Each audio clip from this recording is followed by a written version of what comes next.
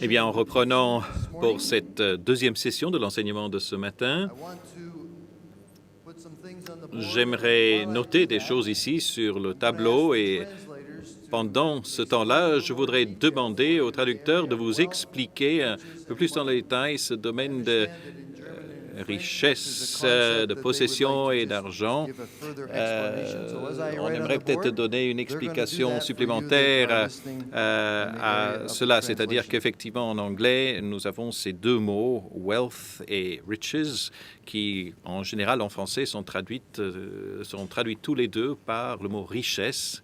Nous avons un peu de mal à faire cette distinction entre la richesse, mais qui est constituée de nos avoirs en matériel sans être de l'argent, c'est-à-dire donc la fortune que l'on peut transmettre, par exemple, par voie d'héritage. Donc, ce qui a été expliqué ce matin sous le mot wealth anglais, nous l'avons, faute d'autres mots en français, je l'ai traduit par le mot possession ou bien.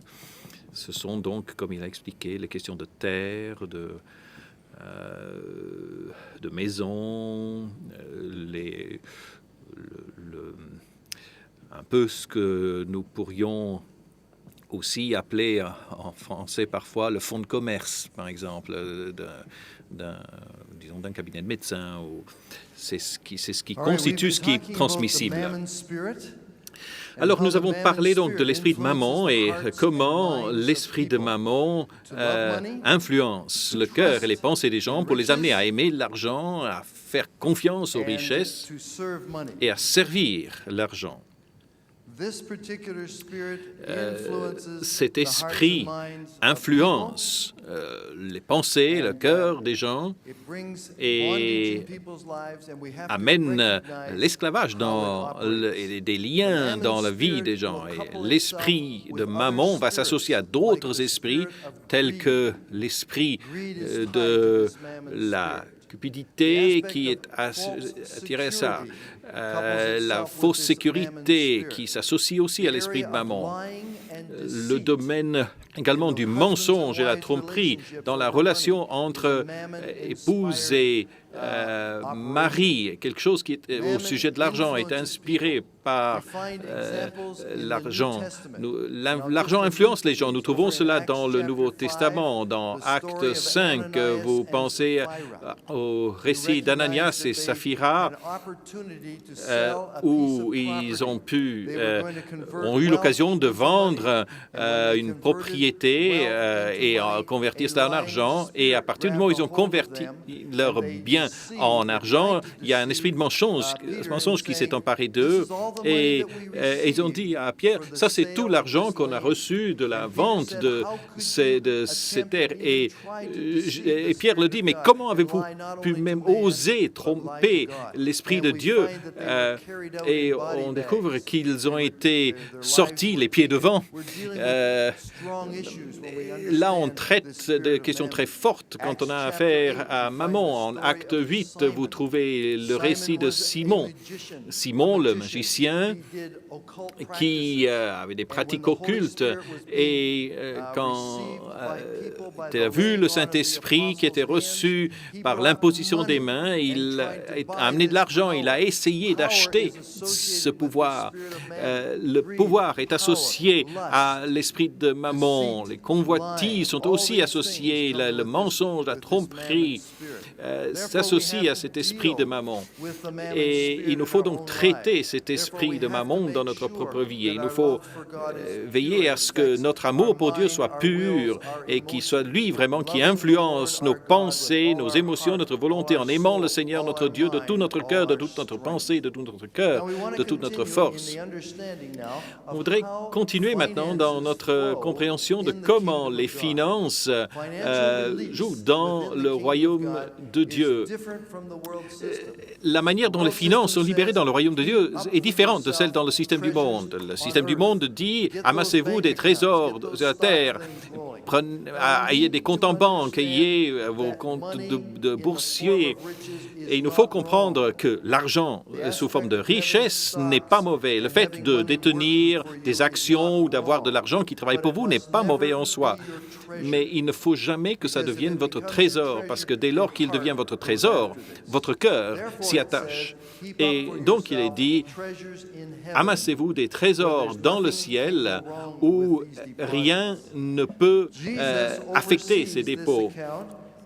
Jésus veille sur ce compte et il veut être assuré que les dépôts que vous faites par les dons soient multipliés de telle sorte qu'il y ait toujours des finances disponibles pour vous, que vous puissiez en faire des retraits de votre compte céleste pour des objectifs bien précis. Il faut maintenant comprendre qu'une fois que nous avons fait des dépôts dans notre compte céleste par les dons, tout comme Jésus a dit à ce jeune homme riche, « Va, vends tout ce que tu as et place cet argent, donne-le aux pauvres et tu auras des trésors dans le ciel. » Jésus savait qu'il allait avoir besoin de ressources, mais ces ressources de ce jeune homme se trouvaient dans ses trésors terrestres. Mais Jésus lui dit en somme, non, ça ne pourra jamais être ton trésor. Il faut, pour un vrai trésor, il faut qu'il soit dans ton compte céleste.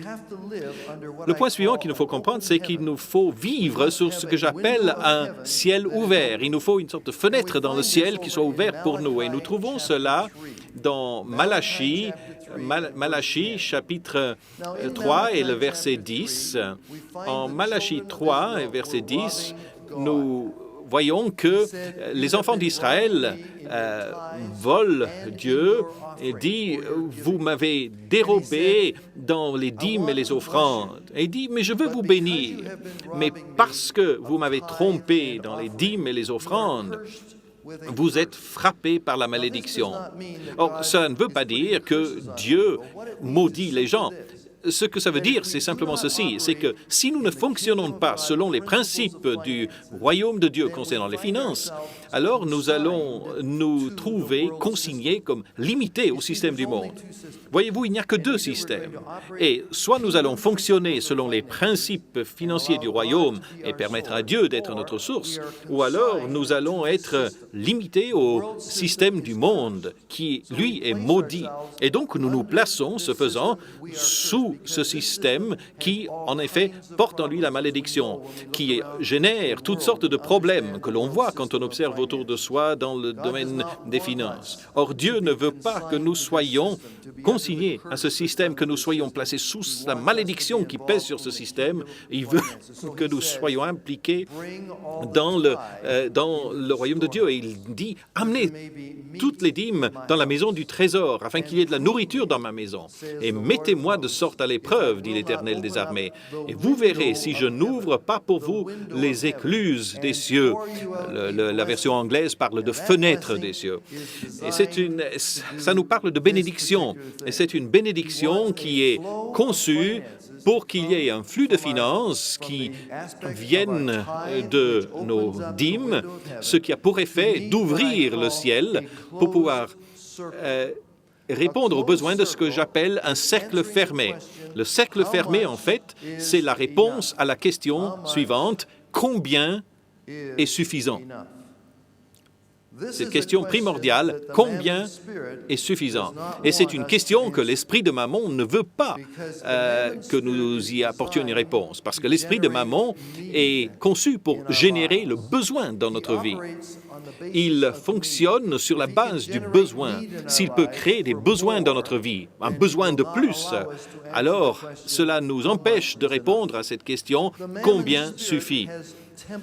L'esprit de Mammon a des temples. Les gens vont dans un temple de Mammon très régulièrement. On appelle le temple de Mammon un centre commercial. Vous êtes autorisé à sourire. Un centre commercial est un lieu où nous allons apporter nos offrandes à Mammon, parce qu'il est conçu pour tout ce qui concerne l'achat et la vente. Et donc, nous sommes tous impliqués dans les achats et la vente. Alors, comment Dans ce cas, pouvons-nous être libres quand nous pénétrons dans un centre commercial? Nous restons libres en veillant à ce que nous pénétrons l'enceinte du centre commercial toujours avec une liste des courses que nous allons acheter. Et je puis vous dire, messieurs, que vos épouses qui ne sont pas ici aujourd'hui pour l'entendre, donc vous allez pouvoir partager avec elles. La prochaine fois qu'elles vont dans un temple de Mammon, veillez à ce qu'elles aient une liste pour avoir bien les catégories exactes de ce qu'on veut acheter. Sur cette liste, il y aura des choses avec lesquelles elles voudront bénir des gens, des choses qu'elles voudront donner comme faisant partie de ce principe du don dans le royaume de Dieu aussi. Or, l'esprit de Mammon n'exige pas seulement des offrandes, mais il exige également des sacrifices. Et lorsque l'esprit de Mammon influence les pensées et le cœur des gens pour amener des sacrifices, c'est l'utilisation de la carte de crédit. La carte de crédit, c'est le sacrifice que nous offrons au Dieu Mammon. Et beaucoup de gens se trouvent sous la domination, l'esclavage de la dette qui est intimement lié à ce système du monde. Alors nous voyons donc que l'esprit de Mammon ne veut pas que nous apportions une réponse à cette question « combien suffit ?» Et nous allons vaincre l'esprit de Mammon en apportant une réponse à cette question et en ayant un cercle fermé. Un système fermé. Et à l'intérieur de ce cercle fermé se trouvent trois choses très spécifiques. Nos obligations d'abord. C'est là les dépenses de notre argent pour les choses que nous sommes obligés à payer. C'est les remboursements des crédits sur la maison, les paiements à la banque, par exemple pour le prêt pour la voiture ou le véhicule ou d'autres choses comme ça. Tout ce qui est contractuel, les contrats qui doivent être payés mensuellement, ce sont nos obligations, telles que les factures téléphoniques, etc. Et puis, il y a un domaine que nous pouvons appeler les nécessités. Ce sont le domaine de la nourriture, du vêtement, des domaines où nous avons des nécessités, des besoins spécifiques qui sont nécessaires au fonctionnement, au bon fonctionnement de notre maison. Et cela est englobé dans notre cercle fermé. Et troisièmement, il y a un aspect que nous pouvons appeler nos désirs. Et c'est là que vraiment l'esprit de Mammon souhaite s'emparer de nous en créant ce besoin. Et bien sûr, toute la structure du système du monde est conçue pour générer, favoriser les besoins. Quand vous regardez les publicités, quel est leur objectif? C'est de créer un besoin. Et il nous faut donc comprendre que dans ce cercle fermé, il y aura aussi cet aspect des désirs, de ce que nous voulons. Et Dieu, dit la parole de Dieu, veut nous donner selon le désir de notre cœur. Et donc, il nous faut dresser une liste de toutes les choses que nous avons à cœur, que nous désirons. Parce que Dieu a son opinion sur toutes ces choses qui se trouvent à l'intérieur de ce cercle fermé. Il veut être en accord avec nous concernant nos finances. Si nous voulons marcher avec Dieu et servir Dieu, alors Dieu veut être en accord avec nous. Amos, chapitre 3, Amos 3, verset 3 nous dit « Si deux d'entre vous veulent marcher ensemble, vous devez être en accord l'un avec l'autre. » Et je veux certainement être en accord avec Dieu, avec moi.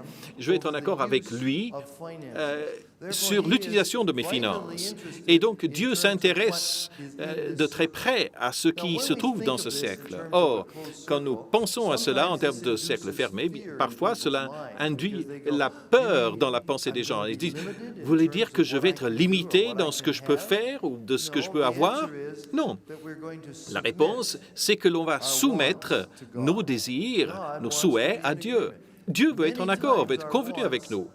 Bien souvent, nos désirs sont tout à fait légitimes. Simplement, Dieu veut que nous sachions si nous savons ce qu'ils sont vraiment, et ensuite il veut les libérer au bon moment pour notre vie. Et il nous dira quand il faut l'inclure dans notre cercle fermé. Or, la pensée de Dieu pour nous, c'est d'avoir une provision qui puisse venir par notre trésor dans le ciel, à travers cette fenêtre ouverte dans le ciel, pour pénétrer notre cercle fermé. Ce que Dieu désire faire, c'est pas seulement de répondre aux besoins de ce cercle, d'apporter le nombre de francs suisses par mois dont nous avons besoin pour le cercle. Il veut que ça déborde. Il veut que ça puisse déborder au-delà du cercle parce qu'il voudrait que votre vie connaisse l'abondance, mais cette abondance a un but. Il faut qu'elle ait un but. Et quel est le but de ce surplus? Ce surplus nous permettra d'avoir une semence entre nos mains, de telle sorte que dans le royaume de Dieu, vous vous souvenez, on a dit en commençant que les principes sont ceux de l'ensemencement et des moissons.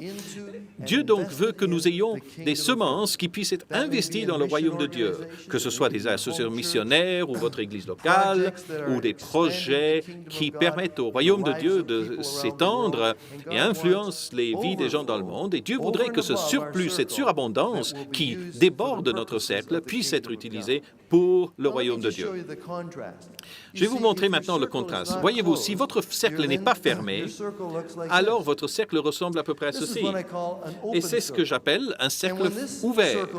Et lorsque c'est ce cercle-là qui fonctionne, toute bénédiction qui entre dans le cercle et que le cercle n'a pas son côté fermé, alors il y a beaucoup de pression par l'esprit de Mammon pour accroître le cercle, la dimension du cercle, le rendre élastique. Or, Dieu n'est pas limité par une dimension particulière. Et je ne suis pas ici pour vous dire combien grand doit être votre cercle à vous. D'ailleurs, je n'ai aucune manière de pouvoir le déterminer. Dieu et vous êtes les seuls à pouvoir décider de la dimension de votre cercle personnel. Ce que je sais, par contre, c'est que dans votre situation va déterminer le cercle. Si vous êtes célibataire, il y aura une certaine dimension. Si vous êtes marié, il sera un peu plus grand. Si vous avez de la famille, vous allez avoir un cercle encore plus grand. Et une fois que vos enfants vous quitteront, votre cercle va se réduire. Votre cercle va également être déterminé par l'appel de Dieu sur votre vie, la dimension de votre ministère. Avez-vous un ministère itinérant de voyage? Est-ce que vous avez un ministère d'hospitalité? Voyez-vous, tout ce qui est à l'intérieur de votre cercle, c'est Dieu et vous-même qui, en accord l'un avec l'autre, le déterminez. Et c'est ça qui va déterminer la dimension du cercle. La raison pour laquelle ce cercle doit être fermé, c'est de refuser cet esprit de Mammon. Nous avons apporté la réponse à combien suffit, et désormais, donc, Dieu peut avoir confiance en nous. Et il peut placer entre nos mains des finances, et Dieu saura que, quoi qu'il en soit, quoi qu'il puisse nous venir comme finances, cela va venir dans le cercle et puis va être libéré en surabondance pour le royaume de Dieu. Et veut que nous soyons des gestionnaires fidèles des finances. Et à partir de ce moment-là, à partir du moment où Dieu constate cela, Dieu va pouvoir nous accorder plus parce qu'il sait que ce sera utilisé pour le royaume de Dieu. Or, l'esprit de Mammon veut aussi apporter des finances dans la vie des gens. Mais ce faisant, il veut aussi les amener dans l'esclavage. Et donc, en faisant que le cercle grandisse perpétuellement et ne permettant jamais un surplus parce que les gens vivent dans le domaine de la dette et tout le contrôle que l'esprit de Mammon a dans ce domaine-là. Alors, nous voyons qu'en fait, la dîme ouvre la fenêtre du ciel. Et ce que cela fait, c'est d'établir le droit de propriété de Dieu. Et donc, par notre dîme, nous déclarons que Dieu est notre source. Cela profane également Mammon. Lorsque nous apportons notre dîme à la maison du trésor, ce que nous disons en fait, c'est que Mammon, tu n'as aucune autorité dans ma vie, et donc je vais même prendre ce qui était destiné à l'achat et à la vente, je vais prendre cet argent, et ce que je vais faire, je vais le rendre à Dieu. Dieu va reprendre son droit de propriété sur ce 10%. Et ce faisant, nous établissons Dieu comme la source de notre vie. Il est notre source. Et nous disons à Mammon, tu n'as plus aucune autorité dans ma vie, tu n'as pas de contrôle dans mes finances. Je fonctionne désormais selon les principes financiers du royaume. Or, dans mes voyages de par le monde, je constate quelque chose d'intéressant. Quand il y a une discussion sur les finances au sein du royaume de Christ, la discussion tourne autour du domaine de la dîme. Il y a beaucoup de dissensions, beaucoup de malentendus quand il s'agit de la dîme. L'ennemi suscite d'ailleurs beaucoup de conflits à ce dit, mais tu n'as pas besoin de donner la dîme. Après tout, la dîme, c'est de l'Ancien Testament, ça n'a rien à voir avec le Nouveau Testament. Jésus n'a jamais enseigné la dîme. Et il en va ainsi dans ce raisonnement. Et quand vous entendez ça, on va reconnaître que l'esprit de Mammon ne veut pas que nous puissions donner la dîme, ne veut pas que nous fonctionnions selon le principe de finance du royaume. parce qu'en fait, nous livrons un combat spirituel contre cet esprit de mammon à chaque fois que nous apportons notre dîme dans la maison du trésor. Donc, la dîme ouvre les écluses, les fenêtres du ciel qui permettent à Dieu d'être notre source.